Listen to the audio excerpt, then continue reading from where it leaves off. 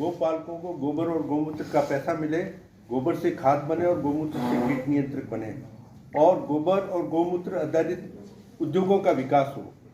पूरे देश में इस क्षेत्र में काम करने वाली संस्थाओं का इस विषय पर ध्यान आकर्षित किया जा रहा है कि गो उद्यमिता विकसित करने के लिए हम एक मंच पे आए, और इसीलिए देश में पहला ये पुरस्कार दिया जा रहा है कि हम सब इस दिशा में एक मंच पर आकर काम करें।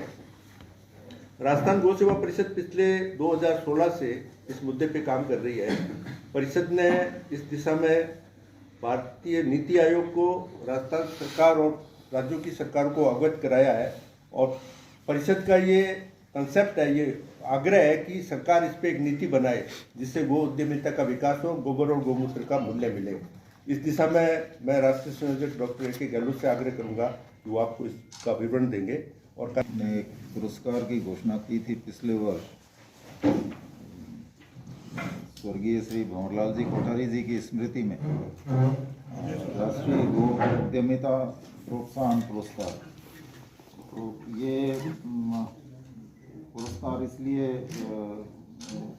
दिए जाने का निर्णय परिषद ने किया था कि गौ आधारित उद्यमिता के विकास में जिनका सहयोग या जिनका काफ़ी उसमें प्रयत्न रहे हैं, उन लोगों को आइडेंटिफाई किया जाए।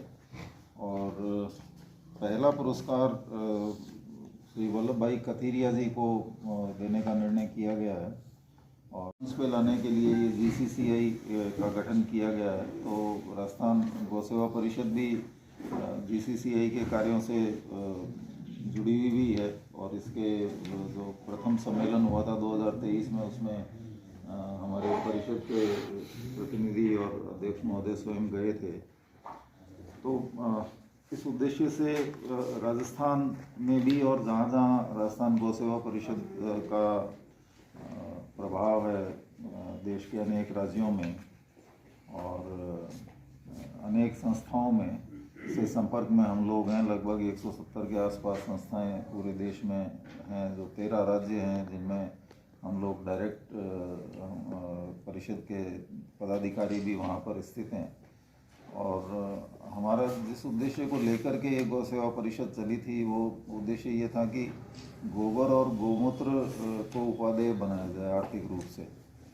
और कई सरकारों ने हमारी इस मुहिम जो 2016 से हम लोग चला रहे हैं, उसके आधार पे गोबर को खरीदने की और भी प्रयत्न किए हैं।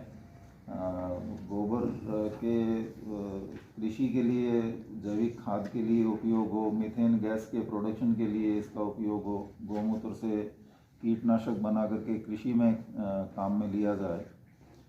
तो उसके लिए बीकानेर में भी हम लोगों ने गौशालाओं को भी जोड़ा है, और बीकानेर की मुरली मनोहर गौशाला इसमें एक पहली गौशाला थी जहां हमने इसका एक ट्रेनिंग के लिए डेमोन्स्ट्रेशन यूनिट भी लगाई थी। और गोबर और गौमूत्र के जो उत्पाद हैं उनको वैज्ञानिक स्वरूप देने के लिए भी कृषि विश्वविद्यालय और वेटनरी विश्वविद्यालय से MOU भी हमारा किया हुआ है, और उन्होंने इनकी गुणवत्ता की भी जांच की है। और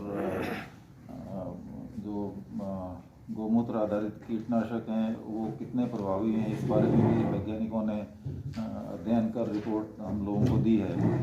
और राज्य सरकारों से भी हम लोग लगातार उनको अवगत कराते रहे हैं कि ये एक बहुमूल्य उत्पाद है, और इसको कृषि के क्षेत्र में अगर कार्य में लिया जाए तो शायद जो कृषि में कीटनाशक और उर्वरकों का जो इस्तेमाल है वो इस्तेमाल कम हो सके काफ़ी हद तक। और जो पूरे देश में हम लोग सभी लोग ये सोचते हैं कि जितने भी ऑर्गेनिक उत्पाद बन जाएं या इनके कम उपयोग के उत्पाद बने कृषि के, तो वो ज़्यादा उपयोगी रहेंगे मनुष्य स्वास्थ्य के लिए।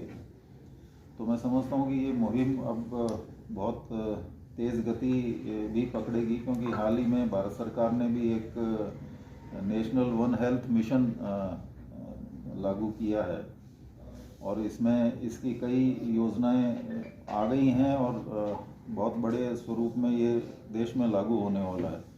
तो इसमें जो प्रमुख घटक हैं वो एनवायरनमेंट या पर्यावरण भी इसमें बहुत प्रमुख घटक है। मानव स्वास्थ्य, पशुओं का स्वास्थ्य और पर्यावरण स्वास्थ्य। जब हम पर्यावरण स्वास्थ्य की बात करते हैं तो फिर उसमें पर्यावरण को नुकसान पहुंचाने वाली सारी चीज़ें हैं, जिसमें कृषि में कीटनाशकों का उपयोग भी उसमें शामिल है, तो उसको कम से कम करने की दिशा में भी काफ़ी काम होने की उम्मीद है निकट भविष्य में। तो इसलिए इस पूरी मुहिम को और आप सभी लोगों के सहयोग से ये बहुत सुखद है कि बीकानेर से ये परिषद ने कार्य प्रारंभ किया है। और जैसा आप सब जानते हैं कि पश्चिमी राजस्थान जो है वो विशेष तौर से स्वदेशी गौवंश के लिए बहुत प्रसिद्ध है और पूरे देश में माना जाता है कि यहाँ स्वदेशी गौवंश की जितनी भी नस्लें हैं वो उनमें संवर्धन भी होना चाहिए, उनका उन्नयन भी होना चाहिए। और लगभग देश के सारे संस्थान, वैज्ञानिक संस्थान हैं, वो हमारी नस्लों को आगे बढ़ाने में काम कर रहे हैं और बहुत अच्छी इसमें प्रगति भी देखने को मिली है हमें। और ये भी खुशी की बात है कि हालांकि गौसभा परिषद के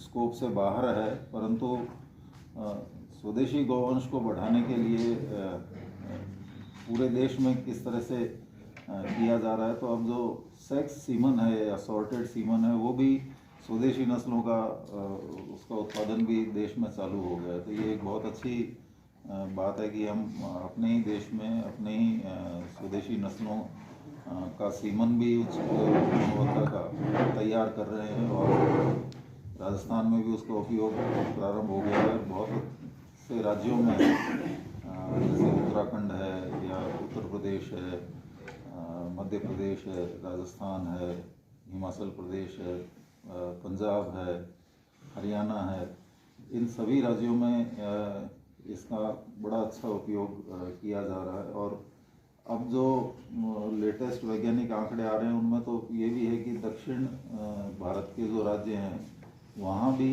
हमारी स्वदेशी राजस्थान की जो नस्लें हैं, विशेषकर थारपारकर और गिर और मराठी ये और साहिवाल, ये 4 नस्लें ऐसी हैं कि जिनका सीमन उपलब्ध है। और साउथ की स्टेट्स में भी इसकी बहुत अधिक डिमांड है, क्योंकि वो भी अपनी स्थानीय नस्ल को इन स्वदेशी नस्लों से अपग्रेड करना चाह रहे हैं।